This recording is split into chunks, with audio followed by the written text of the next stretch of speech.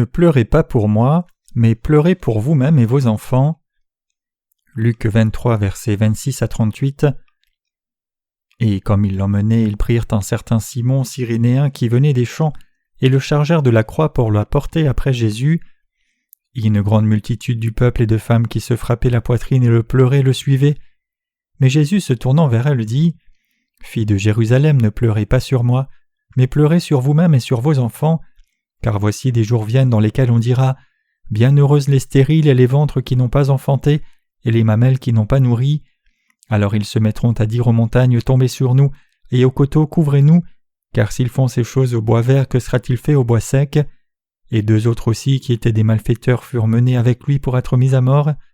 Et quand ils furent venus au lieu appelé Crâne, ils le crucifièrent là, et les malfaiteurs l'un à la droite, l'autre à la gauche. Et Jésus dit : Père, pardonne-leur, car ils ne savent pas ce qu'ils font. Et ayant fait le partage de ses vêtements, ils tirèrent au sort. Et le peuple se tenait là regardant, et les gouverneurs aussi se raillaient de lui avec eux, disant : Il a sauvé les autres, qu'il se sauve lui-même, si lui est le Christ, l'élu de Dieu. Et les soldats aussi se moquaient de lui, s'approchant et lui présentant du vinaigre et disant : Si toi tu es le roi des Juifs, sauve-toi toi-même. Et il y avait aussi au-dessus de lui un écriteau en lettres grecques, romaines et hébraïques : Celui-ci est le roi des Juifs. Pour qui devons-nous pleurer ? Quelle est la chose la plus effrayante dans notre vie spirituelle ? Quel est le plus grand ennemi, le plus grand adversaire dans notre vie spirituelle ? C'est notre pensée charnelle. Notre pensée charnelle vient constamment et nous harcèle. Notre pensée charnelle continue de jaillir jusqu'à ce que nous soyons transformés dans une nouvelle chair. Donc il nous est difficile de suivre notre pensée charnelle et nous finissons par conséquent par devenir ennemis de Jésus. Même si nous connaissons et croyons en Jésus, c'est parce que nous ne pouvons pas penser aux choses spirituelles quand nous tombons dans la pensée charnelle. Si tel est le cas, nous finissons par tourner le dos à Jésus parce que notre foi dévie progressivement et finit par mourir.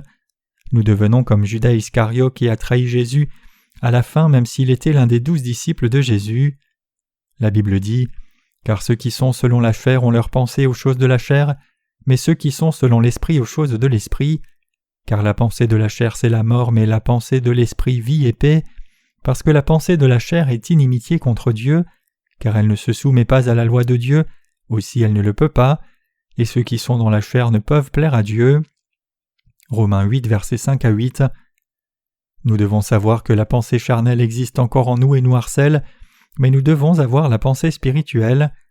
La chose la plus correcte à garder pour vous et moi, c'est la pensée spirituelle et la foi spirituelle. Nous devenons droits quand nous avons la pensée spirituelle, c'est-à-dire quand nous pensons d'abord à l'œuvre spirituelle. Et je crois aussi que nous pouvons mener une vie spirituelle de succès seulement quand nous suivons Dieu comme cela. Le dimanche de Pâques revient chaque année au printemps. Habituellement, le dimanche de Pâques est le premier dimanche après la pleine lune qui suit l'équinoxe d'hiver. La date du jour de Pâques est calculée ainsi parce qu'elle était à l'origine basée sur le calendrier lunaire juif. Cette année, le dimanche de Pâques sera le 15 avril. Aujourd'hui, nous sommes le 1er avril. Les chrétiens désignent la semaine prochaine, une semaine avec le dimanche de Pâques, comme la semaine de la Passion, et ils jeûnent durant cette période et participent à la souffrance par une forme d'ascétisme ou économie de nourriture qu'ils n'ont pas mangée et la donnent aux pauvres. Puis ils partagent et mangent des œufs durs le matin du dimanche de Pâques. Ils vivent avec un cœur renouvelé de la sorte. Bien qu'une telle coutume soit le rituel religieux de la saison, beaucoup de gens ne pensent à cette période que de façon charnelle et considèrent la semaine de la Passion comme une chose déprimante. Dans la parole du passage des Écritures d'aujourd'hui, un homme cyrénéen est passé alors que Jésus portait la croix vers le mont Golgotha, et les gens lui ont fait porter la croix de Jésus et le suivre. Beaucoup de gens à l'époque se frappaient la poitrine et se lamentaient en suivant Jésus vers la montagne. Ils pleuraient parce que Jésus était amené au lieu de l'exécution, même s'il ne méritait pas de mourir. À ce moment-là, notre Seigneur a dit : « C'est bien que vous ayez pitié de moi, mais pleurez pour vous-même et pour vos descendants au lieu de pleurer pour moi. » Il dit : « Filles de Jérusalem, ne pleurez pas sur moi, mais pleurez sur vous-même et sur vos enfants. » Luc 23, verset 28. À ce moment-là, beaucoup de femmes de Jérusalem suivaient Jésus et essayaient de stopper l'exécution, mais le Seigneur a dit qu'elles devraient pleurer pour elles-mêmes et leurs enfants, au lieu de prier pour lui comme c'est rapporté dans les Écritures ici. Comment Jésus a-t-il pu parler de la sorte, alors qu'il savait qu'il allait mourir, et que beaucoup de gens avaient de la sympathie pour lui et pitié de lui. Comment pouvait-il dire de telles choses alors qu'il se frappait la poitrine et pleurait de tristesse et de sympathie et d'amour pour la mort juste de Jésus, c'est-à-dire la mort qu'il subissait pour les péchés du monde et pour les gens? Comment Jésus pouvait-il dire au lieu de cela « Filles de Jérusalem, ne pleurez pas sur moi, mais pleurez sur vous-même et sur vos enfants » aux gens de la sorte? Beaucoup de chrétiens sont déprimés pendant la semaine de la Passion. Ils se privent particulièrement des activités récréatives du monde, ne mangent pas de nourriture agréable et ne jouissent pas des joies de la chair, et vivent de façon ascétique en pensant qu'ils doivent se rappeler de la signification de la semaine de la Passion. C'est parce qu'ils croient communément que c'est correct de participer de la sorte à sa Passion. Bien sûr, ces choses sont bonnes aussi. Je ne dis pas que c'est mal de considérer ces choses comme importantes. Cependant, qu'est-ce que notre Seigneur nous a dit à vous et moi? Le Seigneur a dit « Ne pleurez pas sur moi, mais pleurez sur vous-même et sur vos enfants ». À travers cette parole, nous pouvons réfléchir à savoir si c'est l'attitude correcte de cœur pour nous croyants d'être tristes pendant la semaine de la Passion. Jésus nous dit maintenant « Réfléchissez, combien de péchés avez-vous commis jusqu'à présent? Vous qui êtes de tels pécheurs, ne devriez-vous pas aller en enfer à l'avenir? N'irez-vous pas en enfer à cause de votre pensée charnelle et des péchés que vous commettez durant toute votre vie? Ne serez-vous pas jetés dans la fournaise de l'enfer pour souffrir d'une douleur terrible? Vous et vos descendants ne souffrirez-vous pas aussi comme cela? Donc ne devriez-vous pas plutôt réfléchir au fait que vous irez en enfer et que vos descendants aussi, et pleurer et vous lamenter pour cela? Alors pourquoi pleurez-vous pour moi? Ai-je l'air pitoyable pour vous parce que je suis conduit au lieu de l'exécution? Pleurez pour vous-même et pour vos descendants au lieu d'avoir pitié de Dieu et de la sympathie envers moi. Je suis un être pitoyable. Je suis venu dans ce monde selon la volonté de Dieu le Père, et j'ai pris les péchés du monde sur moi en recevant le baptême de Jean-Baptiste. Donc je vais faire l'œuvre de votre salut, en portant les péchés du monde, mourant à la croix et ressuscitant d'entre les morts. Alors comment pouvez-vous être triste pour moi et avoir pitié de moi? Plutôt, ayez pitié de vous-même, pleurez pour vos descendants. N'est-il pas clair que vous irez en enfer après avoir vécu dans ce monde? Donc ne devriez-vous pas frapper la poitrine et pleurer pour recevoir la rémission des péchés pour vous-même? C'est une pensée erronée de pleurer pour moi au lieu de regarder à vous-même. Celui dont on devrait avoir pitié, c'est vous et pas moi. C'est la parole que le Seigneur nous adresse aujourd'hui. La semaine prochaine, c'est la semaine de la Passion. À quoi devrions-nous penser pendant la semaine de la Passion qui commémore le jour où Jésus a été crucifié? À quoi les chrétiens du monde entier et vous et moi qui croyons dans l'évangile de l'eau et de l'esprit devrions-nous penser? Nous devons penser à combien souvent nous pensons et faisons des choses charnelles, et combien souvent nous allons à l'encontre de la volonté de Dieu en vivant dans ce monde. Plutôt que d'être tristes pour la passion et mort charnelle du Seigneur, nous devons réaliser que nous sommes des gens qui méritons d'aller en enfer à cause du péché, et plutôt être heureux et reconnaissants pour le fait que notre Seigneur ait expié tous nos péchés en prenant tous ses péchés sur lui et mourant à la croix. Au lieu de pleurer pour Jésus et pleurer par pitié pour Jésus, nous devons réellement réaliser que Jésus est mort à la croix et a accompli notre salut par sa mort, parce qu'il a reçu le baptême pour prendre tous nos péchés sur lui. Nous devons réaliser cela et devenir les saints qui sommes toujours reconnaissants. Même si nous avons toujours confessé des remerciements dans la présence de Dieu, avec une foi ferme jusqu'à maintenant, nous devons rendre encore davantage grâce alors que nous entrons dans cette saison particulière. Nous devons confesser « Tu es le Christ, le Fils du Dieu vivant. Tu as réellement expié tous nos péchés et tu es devenu notre Sauveur. Tu nous as sauvés par l'eau et l'Esprit. Tu as reçu le baptême, versé ton sang à la croix, puis es ressuscité des morts pour nous sauver parfaitement. Tu es le Roi, le souverain sacrificateur qui a expié nos péchés, et le prophète qui nous enseigne toute la vérité. Nous devons croire et dépendre du Seigneur ainsi, et lui rendre grâce de nous avoir sauvés et confesser la foi même 1000 fois. C'est vraiment profitable pour nous. Au lieu de pleurer pour le Seigneur, au lieu de jeûner en pensant à la passion du Seigneur, au lieu de pratiquer l'ascétisme ayant pitié du Seigneur, nous devons plutôt penser au fait que le Seigneur nous a sauvés, vous et moi, du péché, et penser au fait qu'il est devenu le Sauveur parfait pour vous et moi, qui sommes vraiment méchants, et être reconnaissants avec foi comme cela. Nous devons réellement devenir des gens comme cela. C'est ce que le Seigneur veut. Donc nous ne devrions pas être tristes juste parce que c'est la semaine de la Passion. et nous devrions plutôt rendre encore davantage grâce au Seigneur en croyant en lui. Nous devons rendre notre foi encore plus ferme, parce que le Seigneur est heureux quand nous devenons des gens à la foi plus forte.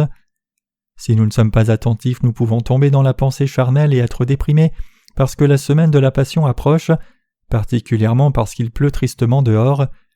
Bien sûr, il y a des moments où nous pensons à autre chose qu'à l'œuvre de Dieu. Je suis comme cela aussi. Cependant, la chose que nous ne devons jamais oublier dans cette pensée, c'est le fait que Jésus-Christ nous a sauvés de tous nos péchés. Vraiment, combien sommes-nous des gens méchants et inappropriés, vous et moi? Cependant, notre Seigneur nous a sauvés parfaitement, vous et moi, qui sommes comme cela. Pensons toujours à ce fait et reconfirmons-le dans nos cœurs, méditons-le, et confessons notre foi dans la présence de Dieu. Ce ne serait pas assez même si nous le confessions 1 milliard de fois. Jusqu'à ce que nous allions dans le royaume du Seigneur, ce ne serait pas assez de confesser juste « Le Seigneur est le Christ, le Fils du Dieu vivant ». Nous devrions professer notre confession de foi plusieurs fois chaque jour, des centaines de fois par mois comme ceci. Le Seigneur a expié tous mes péchés parfaitement par l'évangile de l'eau et de l'esprit. Nous pouvons faire l'œuvre de Dieu avec une foi correcte et aller dans le royaume de Dieu si nous faisons cela. En travaillant pour le ministère de la littérature, j'ai interprété et prêché les Écritures sous beaucoup de perspectives différentes, mais je n'ai jamais parlé sans l'évangile de l'eau et de l'esprit. Peut-être que j'aurais pu en parler juste un peu quand j'ai prêché un sermon, cependant, j'ai constamment inséré le vrai évangile intentionnellement quand je travaillais sur les documents pour le ministère de la littérature. J'ai répété des milliers et millions de fois en confirmation. Je l'ai inséré constamment dans ce livre. Quand les gens lisent mon livre de sermons sur le livre des Romains, peut-être qu'ils pourraient penser « Je devrais lire ce livre juste dans la perspective du livre des Romains ». Cependant, j'ai inséré l'évangile de l'eau et de l'esprit là aussi. Donc les gens qui lisent le livre peuvent méditer sur l'évangile de l'eau et de l'esprit. Ils sont vraiment immergés dans l'évangile. Quand ils sont comme cela, ils peuvent avoir vraiment la bonne pensée, ils peuvent avoir la foi correcte, ils peuvent vivre avec foi davantage dans la présence de Dieu, et ils peuvent regarder leur être faible et rendre grâce à Dieu encore davantage. Ils deviennent les gens dont la foi devient plus forte.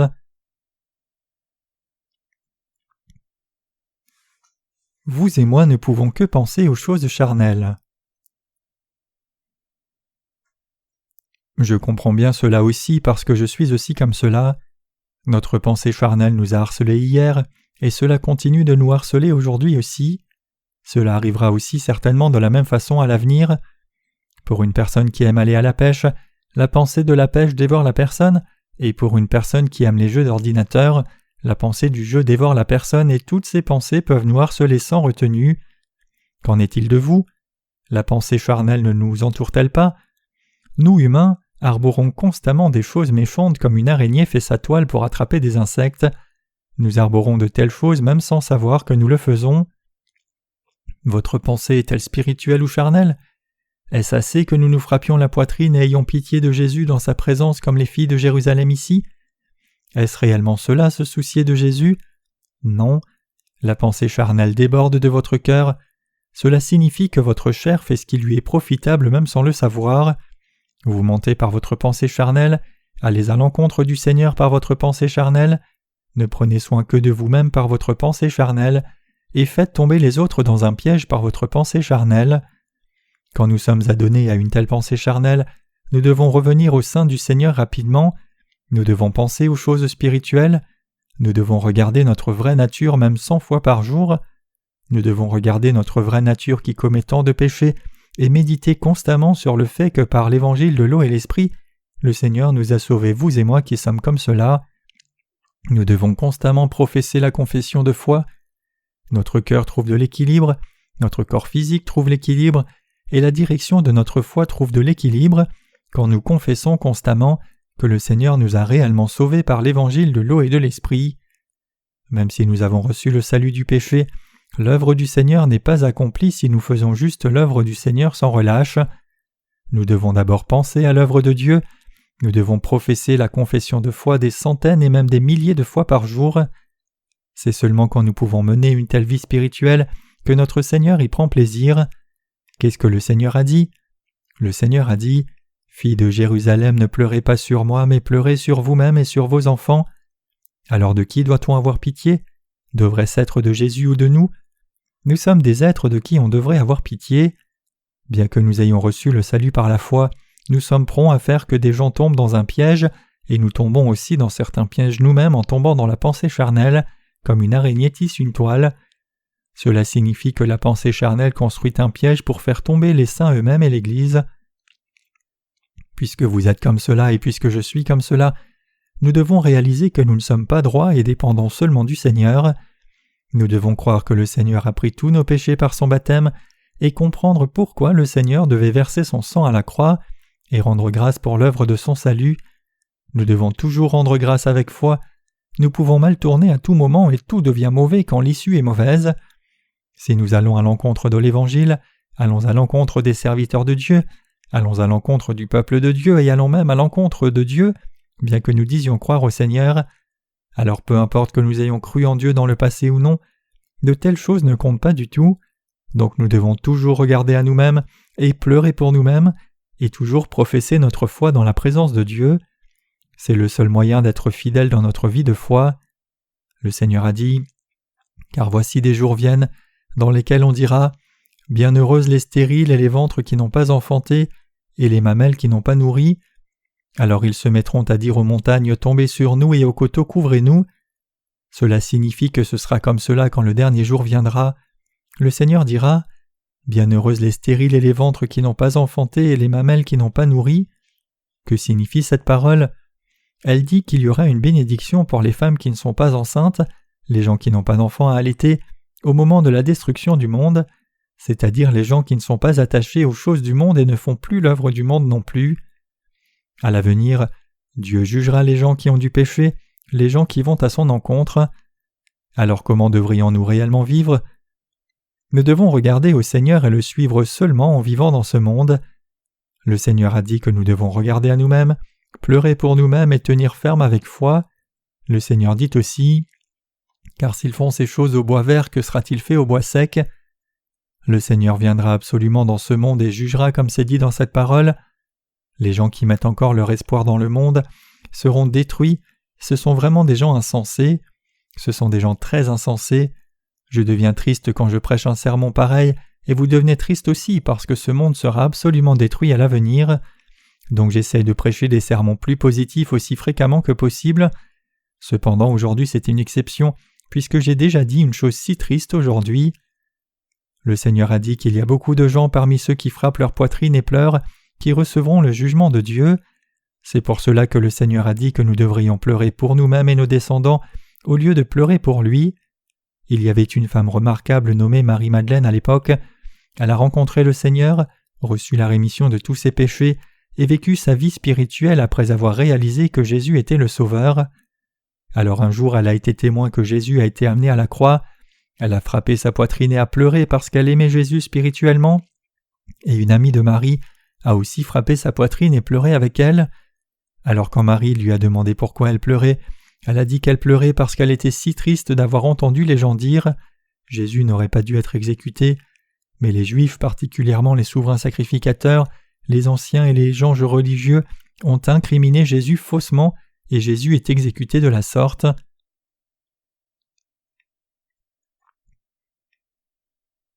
Son amie avait une pensée fausse. Elle n'était pas en mesure de penser qu'elle allait aussi mourir et qu'elle recevrait le jugement dans la présence du Seigneur. Le Seigneur va à la croix maintenant parce que le Seigneur a pris tous les péchés du monde au Jourdain, mais parmi les gens qui pleurent pour Jésus, les gens qui ont des péchés dans leur cœur recevront un jugement horrible de feu et recevront la souffrance éternellement, mais ils pleurent pour Jésus sans savoir ces choses. Il y a absolument un jugement pour chaque pécheur. La Bible dit « Il appartient aux hommes de mourir une fois après quoi le jugement » Hébreux 9, verset 27. C'est le principe prédéfini par Dieu qu'un humain meurt une fois après sa naissance dans ce monde. De plus, il y a absolument un jugement après la mort de cette façon. Cependant, pour les gens qui confessent leur foi et suivent le Seigneur, il y a la récompense du Seigneur au lieu du jugement effroyable. Regardons la parole de l'Évangile de Luc chapitre 23, versets 32 à 38. Jésus a reçu la punition à mort avec 2 autres hommes, ayant reçu la même punition, et il est monté au mont Golgotha avec eux. Les autres 2 personnes ont été crucifiées, et Jésus a été crucifié là. Puis Jésus dit « « Père, pardonne-leur car ils ne savent pas ce qu'ils font », et les soldats romains se sont partagés ses vêtements en tirant au sort. Les dirigeants ont crié à Jésus « Il a sauvé les autres, qu'il se sauve lui-même si lui est le Christ, l'élu de Dieu », et ont écrit sur un panneau au-dessus de la tête de Jésus en lettres grecques, latines et en hébreu « Celui-ci est le roi des Juifs ». Les pharisiens se sont aussi moqués de lui de la sorte en disant « Il a fait des choses comme pardonner les péchés de la femme arrêtée en adultère pendant qu'il était en vie, regardez-le maintenant ». Ils ont craché sur lui comme cela, se sont moqués de lui et l'ont raillé. Ils se sont moqués de lui en disant « Sauve-toi toi-même si tu es le Christ. Tu dis que tu es le roi des rois, alors sauve-toi toi-même d'abord. Ne devrais-tu pas te sauver toi-même si tu es le roi ?» Jésus était le vrai roi. Jésus était le roi des Juifs, le roi de tous les gens de par le monde tout entier qui croient dans l'évangile de l'eau et de l'esprit, et le roi de toute la création. Il était le vrai roi, il était le vrai sauveur, il était le souverain sacrificateur qui a expié tous les péchés des humains. Jésus était le vrai roi bien que les gens de l'époque se soient moqués de lui. Cependant, les gens qui ont écrit la parole roi des Juifs, quand ils ont crucifié Jésus, se sont moqués de lui qui était roi. Ils l'ont raillé. « Sauve-toi si tu es le roi. Comment peux-tu dire que tu es le roi des Juifs alors que tu ne peux même pas te sauver toi-même » Jésus a été crucifié, non parce qu'il n'était pas le roi des Juifs. Jésus a été crucifié parce qu'il s'est abandonné lui-même à la croix volontairement, afin de nous sauver, vous, moi et l'humanité entière, par son corps en tant que roi. Cela signifie que Jésus, en tant que roi, a donné sa vie pour vraiment nous sauver, vous et moi, comme le Sauveur qui a expié nos péchés, et en tant que prophète. Jésus a fait cela parce qu'il était le vrai roi qui aimait son peuple, non parce qu'il était faible. Il est venu dans ce monde pour sauver son peuple, et le Seigneur nous a dit de ne pas nous inquiéter, parce qu'il savait qu'il ressusciterait d'entre les morts après 3 jours. Le Seigneur a donné son corps dans la présence de Dieu le Père, et a reçu le baptême puis est mort à la croix pour nous sauver, vous et moi, et tous les gens du monde entier qui croient en Jésus. Cela signifie que le Seigneur est devenu notre vrai Sauveur en donnant son corps. Croyez-vous cela ? Jésus est effectivement Christ, il est vraiment le Christ. Le mot Christ implique le roi, le souverain sacrificateur et le prophète. Qui est le roi des rois ? Qui est celui qui jugera tous les gens et l'univers ? Qui est celui qui jugera le diable ? C'est Jésus-Christ.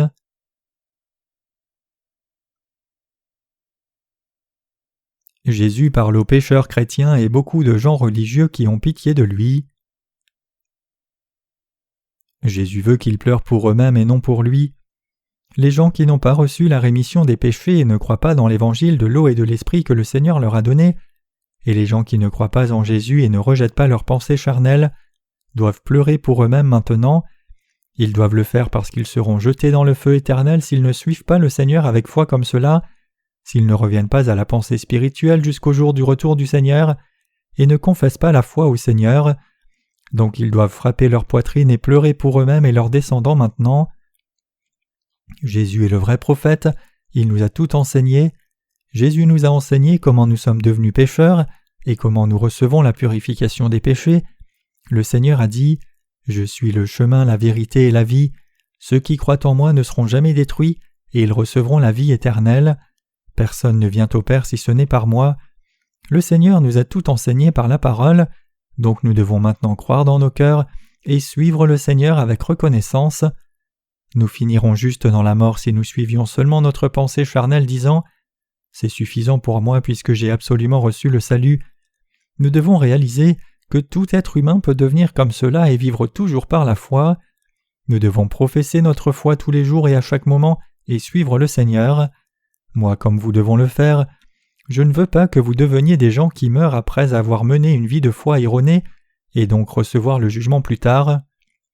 Je ne veux sincèrement pas que vous deveniez des gens qui finissent dans la mort pour avoir suivi la pensée charnelle, des gens qui vont à l'encontre du Seigneur comme cela. Réellement, n'y a-t-il pas tant de gens qui sont allés vers la destruction en menant une vie de foi comme cela ? Honnêtement, c'étaient des gens semblables à nous, mais ils sont devenus comme cela parce qu'ils sont tombés dans la pensée charnelle. Si Jésus devient notre Seigneur une fois, alors il est notre Seigneur éternel. Vous ne devez jamais penser « Tu es devenu mon Seigneur une fois, donc je voudrais t'oublier pendant un temps. Retrouvons-nous plus tard au moment de l'enlèvement. » Vous devenez absolument l'adversaire du Seigneur si vous vous séparez du Seigneur après l'avoir suivi pendant un temps. Si vous suivez votre propre pensée charnelle, ne vous unissez pas à l'Église de Dieu et ne vous unissez pas aux ouvriers de Dieu, il n'y a que la mort qui vous attend, il n'y a que la destruction. Comme Judas, il aurait mieux valu que ces gens ne soient jamais venus au monde. Satan le diable arbore beaucoup de choses dans nos cœurs maintenant, vous le savez, n'est-ce pas? Mais cela ne compte pas. Réfléchissez à vous-même. Quand vous tombez dans la pensée charnelle de toute façon, réalisez combien de mauvaises choses vous faites et combien de mal vous arborez, et repentez-vous. Rendez grâce au Seigneur qui a sauvé une personne telle que vous, et suivez le Seigneur immédiatement. Vous devez juste avoir le désir de suivre le Seigneur avec foi continuellement, et de garder votre pensée spirituelle bien que vous ayez des manquements. Vous devez devenir de tels gens. C'est arrogant de penser « J'en ai fait assez dans ma vie spirituelle, je sais quoi faire même si vous ne me le dites pas constamment, je peux faire aussi bien que vous. » Une telle arrogance, c'est la voie de la destruction qui conduit à la mort. Vous et moi devons rencontrer le Seigneur après avoir vécu par la foi et professer la foi constamment. Nous devons devenir le soutien pour le salut des âmes. Avez-vous vu un arbre ancien? La partie extérieure de l'arbre est vivante même si l'intérieur est tout pourri. De nouveaux bourgeons et feuilles en sortent. Quand nous approchons un pin, nous pouvons voir beaucoup de petits pins qui poussent à cause des semences qui tombent des pins. Il y a longtemps j'ai acheté un petit arbre à ginkgo et l'ai planté, et l'arbre a porté du fruit et après 3 ou 4 ans beaucoup d'autres arbres à ginkgo ont commencé à se développer à partir de cette racine. Tant de nouveaux arbres poussent quand nous plantons un seul arbre correctement et prenons soin de l'environnement de cet arbre. Nous pouvons obtenir jusqu'à 20 arbres à partir d'un seul arbre. Alors combien d'arbres spirituels pouvons-nous avoir à partir de chacun de nous? Combien de gens pouvons-nous sauver? Sauverions-nous juste quelques centaines de gens? Sauverions-nous chacun juste quelques dizaines de milliers de gens? Nous pouvons chacun sauver des centaines de millions de gens. Chacun de nous sauvera des centaines de millions de gens. Je dis que chacun de nous sauvera beaucoup de gens si chaque personne suit le Seigneur jusqu'à la fin avec foi comme cela. Pensez-vous, qui recevrait le salut à travers moi alors que je suis comme ceci? Ce n'est pas vrai. Le Seigneur travaille à travers vous et sauve beaucoup de gens quand vous suivez le Seigneur avec foi. C'est l'œuvre merveilleuse du Seigneur. Le Seigneur fait cela, ce n'est pas vous et moi. Je rends grâce dans la présence du Seigneur qui nous utilise précieusement comme cela.